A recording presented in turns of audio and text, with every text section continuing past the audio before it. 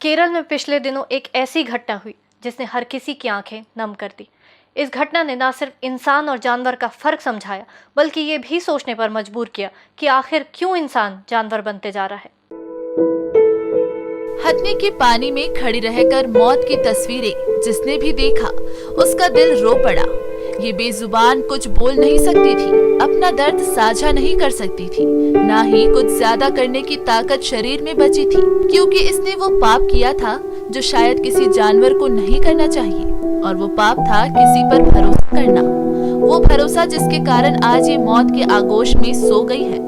तस्वीरें केरल के मलप्पुरम जिले की है, जहां इस गर्भवती हथनी ने 3 दिन तक वेल्लियर नदी में खड़े खड़े मौत का इंतजार किया और इस दुनिया से रुखसत हो गई। इस हथनी का कसूर सिर्फ इतना ही था कि ये इंसानी बस्ती के करीब आ गई थी।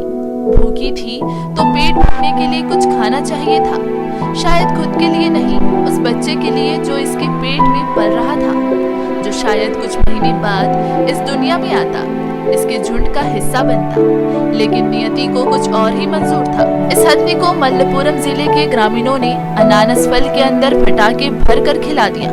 फटाका मुंह और पेट के अंदर जाकर फटा तो कुछ समझ में नहीं आया।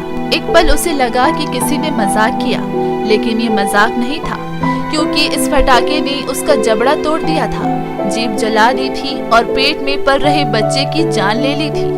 दर्द इतना कि चीखने के लिए आवाज भी नहीं निकाल सकती थी। इस हथनी को लगा कि अब कुछ नहीं हो सकता।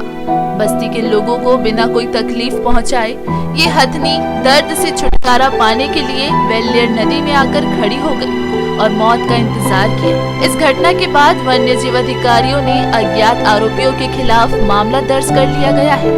वहीं उद्योगपति, फिल्मी हस्ती और राजनेताओं समेत पूरे भारत में इस घटना की निंदा की।